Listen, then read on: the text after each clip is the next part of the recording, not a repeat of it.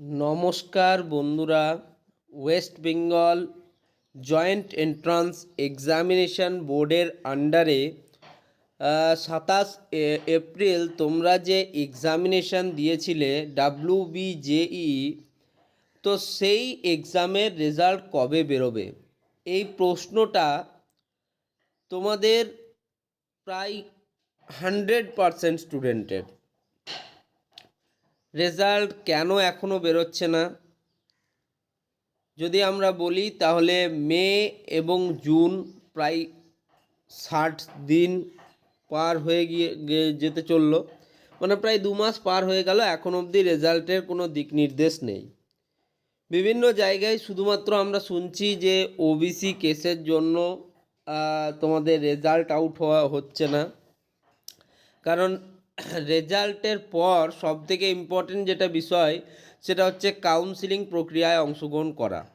তোমরা জানো স্টেট গভর্নমেন্টের যে সমস্ত কলেজেস রয়েছে এবং সেন্ট্রালের যে ইউনিভার্সিটিস রয়েছে সেগুলোতে কিন্তু তোমাদের অনেক কম কস্টে স্টুডেন্টরা তাদের পড়াশুনো কমপ্লিট করে থাকে। যেমন গভর্নমেন্ট কলেজের ক্ষেত্রে যদি বলি, সবার প্রথম দিকে আমি তাদের র্যাঙ্কিংয়ে সাজাচ্ছি না। প্রথমেই হচ্ছে government engineering college Alipurduar, Cooch Behar government engineering college, Jalpaiguri government engineering college, textile technology Berhampore, textile technology Serampore. ঠিক আছে, এর সাথেই তোমাদের আরও যে কলেজগুলি রয়েছে, যেমন তোমাদের Kalyani government engineering college, Ramakrishna Mahato government engineering college Purulia, এরকম বেশ কয়েকটি কিন্তু কলেজ রয়েছে তোমাদের, যেটা আমাদের স্টেট গভর্নমেন্ট ওন কলেজ। তার সাথে কিছু ইউনিভার্সিটিস যেমন Jadavpur university autonomous, Calcutta university এবং বর্ধমান ইউনিভার্সিটি, এদের আন্ডারেও কিন্তু বিভিন্ন ধরনের টেকনিক্যাল কোর্সগুলো হয়ে থাকে। আমি মূলত এখানে কথা বলছি BTech bachelors of technology, BE bachelors of engineering, B pharm bachelor of pharmacy, এই সমস্ত কোর্সেসের ক্ষেত্রে।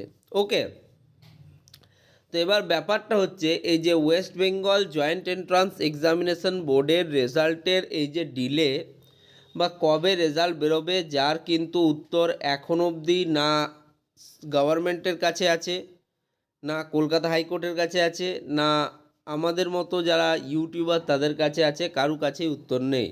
তবে একটা জিনিস তোমাকে যে বারংবার বলবো, যে এই মুহূর্তে দাঁড়িয়ে যখন আমাদের কাছে সত্যিই কোনো উপায় নেই, এই সময়টাকে কিন্তু আমাদেরকে প্রপার ইউটিলাইজ করতে হবে। Proper utilize in the sense, দেখো তোমার একটা, ধরো তুমি ভাবছো যে আমি ইলেকট্রিক্যাল ইঞ্জিনিয়ারিং নিয়ে এগোতে চাইছি, বা মেকানিক্যাল ইঞ্জিনিয়ারিং নিয়ে এগোতে চাইছি, বা সিভিল ইঞ্জিনিয়ারিং, বা কম্পিউটার সায়েন্স অ্যান্ড টেকনোলজি, বা ইনফরমেশন টেকনোলজি, বা ইলেকট্রিক্যাল আর ইলেকট্রনিক্স ইঞ্জিনিয়ারিং, বা বিভিন্ন শাখা, যে কোনো শাখায় তুমি যেতে চাইছো। তো সেখানে যাওয়ার জন্য তোমাদের যে ফার্স্ট ইয়ারটা থাকে, যেটাকে আমরা বলে থাকি ইনিশিয়াল ইয়ার বা ফার্স্ট ইয়ার, সেই ফার্স্ট ইয়ারের প্রত্যেকের সিলেবাস সেম। ঠিক আছে, এবার যেহেতু প্রত্যেকের সিলেবাস সেম, সেহেতু তোমাদের কিন্তু সেই সিলেবাসটা একটু একটু করে নিজের মধ্যে যাচাই করা বা কন্টিনিউ করে নেওয়া উচিত।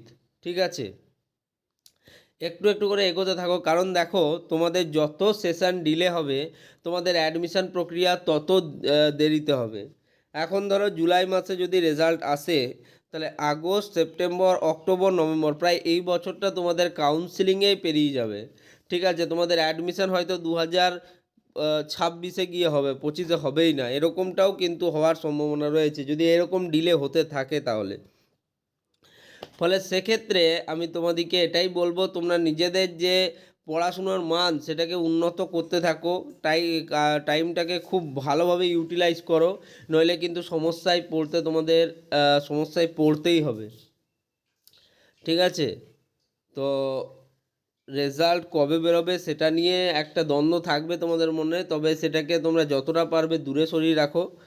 কারণ দেখো কোর্টের ব্যাপার বা স্টেট গভর্নমেন্টের ব্যাপার, এগুলোর উপরে হস্তক্ষেপ করা আমাদের কারোরই কাজ নয়, এবং আমরা এগুলোর প্রতি অ্যাপ্লিকেবলও নয়, আমরা করতেও পারি না। ঠিক আছে, তো সেক্ষেত্রে আমরা শুধুমাত্র জবের রেজাল্ট আসবে তার অপেক্ষা করতে পারি, এবং তার সাথে আমাদের কাউন্সেলিং প্রক্রিয়ায় আমরা কোন কলেজ চাইছি বা কিভাবে কাউন্সেলিংটা করব, কাউন্সেলিং ডকুমেন্ট কী কী আছে সেগুলো রেডি করা, এগুলো আস্তে আস্তে করতে থাকো, তোমাদেরই সুবিধা হবে। তো এই ভিডিওটা এখানেই শেষ করছি, ধন্যবাদ।